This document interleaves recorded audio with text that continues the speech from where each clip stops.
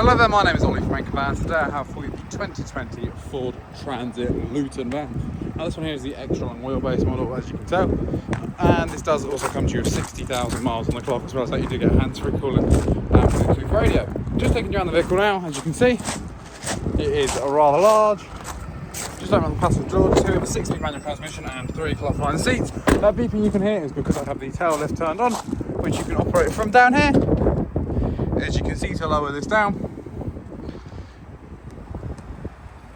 and once we've got it low enough, we can step in here as well. And just to show you, we do have the other control just here, which can be turned on at a flick of a switch to then raise and also lower. It does also come to you with a rolling shutter at the back as well.